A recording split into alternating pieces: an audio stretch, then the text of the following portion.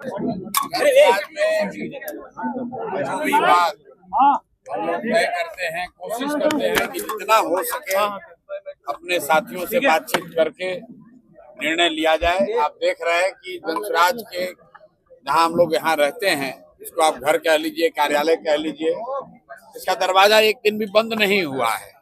बाकी नेताओं ने, पार्टियों ने अपना दरवाजा बंद कर रखा है। उनको डर होता है कि टिकट बांटेंगे तो लोग हंगामा करेगा। हम लोग के यहाँ हंगामा कोई नहीं है, कोई डर नहीं है, कोई पुलिस नहीं, कोई सुरक्षा नहीं, क्योंकि जनसुराज में पैसा लेके टिकट नहीं बटता है। आज राघोपुर पर निर्णय लेना है।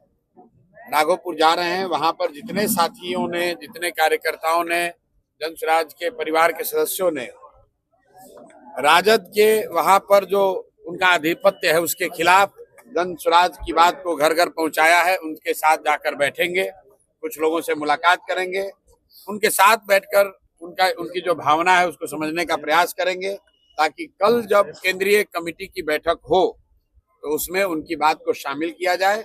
और कल उस पर जैसे बाकी सीट पर निर्णय होगा वैसे राघोपुर पर भी होगा। इसलिए आज मैं खुद से जा रहा हूं राघोपुर, दिन भर रहूंगा और ये समझने का प्रयास करूंगा कि वहां पर क्या कुछ करना चाहिए, कौन सबसे बेहतर व्यक्ति है जो चुनाव लड़ने के लिए माकूल पार्टी जिसको समझती है उसका नाम कल के लिए रिकमेंड किया जाएगा।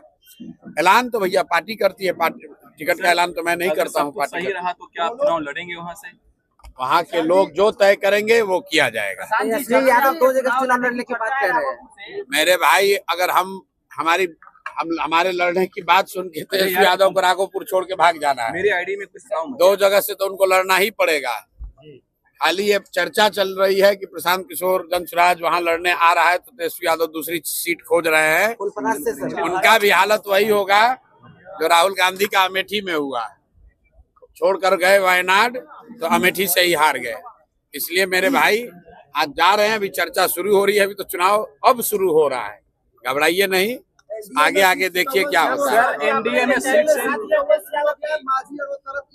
मेरे भाई सिर्फ फुटबॉल इसलिए हो रहा है कि कौन कितना सीट पाए, कितना जीत कर आए और कितना लूटपाट मचाए। ये लूट का सिर्फ फुटबॉल है, जनसुराज में सिर्फ फुटबॉल नहीं है। जो भी है, जो जिन साथी कार्यकर्ताओं ने काम किया है उनमें से ही कुछ लोगों को टिकट मिल रहा है। जिनको नहीं मिल रहा है उनको इस बात का दुख जरूर होगा कि उनको नहीं मिला, लेकिन इस बात का उनको जरूर एहसास है कि जिसने काम किया है उसी में से किसी को मिला है। कुछ आरोप लगा रहे हैं प्रशांत जी आप पर, टिकट इधर-उधर। बिल्कुल ठीक बात है, आरोप तो लगेगा ही भाई। कुल मिला जुलाकर 243 लोग ही चुनाव लड़ सकते हैं, लेकिन जनसुराज को बनाने के लिए तो हजारों लोगों ने खून पसीना बहाया है। लेकिन उन साथी कार्यकर्ताओं को ये विश्वास है कि जनसुराज में कुछ भी बिक नहीं सकता है। चयन में सही गलत हो सकता है, आप उससे सहमत असहमत हो सकते हैं, लेकिन अपना परिवार है। जो लोग अगर कुछ असहमत भी होंगे उनके साथ बैठकर बात हो जाएगी। आपका साइड इफेक्ट जोरदार है। वहाँ पवन जी ने वापस ले लिया, कहा कि लड़ेंगे नहीं चुनाव। कल ज्योति सिंह से आप मिले हैं 24 घंटा में। मेरे भाई, मेरा इफेक्ट कुछ नहीं है। न्यायालय में हमको चुनौती देने वाले अशोक चौधरी ने कहा कि हम अब जनता की अदालत में जाएंगे। तो आपके जरिए मैं पूछना चाहता हूं कि वो घोषित करे कि किस विधानसभा में जनता की अदालत में आ रहे हैं। दम है तो अशोक चौधरी बताएं कि किस जनता की अदालत में जा रहे हैं, और अगर जनता की अदालत में नहीं जा रहे हैं तो न्यायालय में आइए, और नहीं आइए तो आपकी गलती मान ली जाएगी कि आपने चोरी भ्रष्टाचार किया है। पूछिए भाई, पवन सिंह वाले पे क्या कहेंगे? अभी आ रहा हूँ उस पे। पहले से 4 जो मूर्छित है उसका तो बता दे।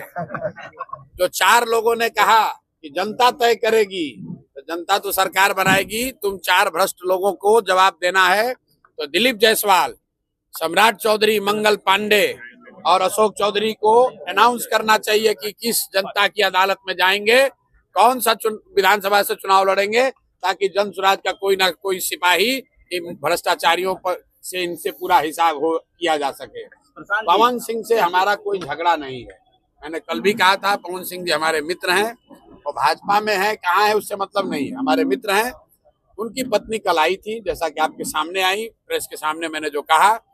उनका जो व्यक्तिगत मामला है उससे हमारा जनसुराज का कोई लेना देना नहीं है, और राजनीतिक तौर पर उनकी पत्नी ने मेरे से कोई बातचीत की नहीं है।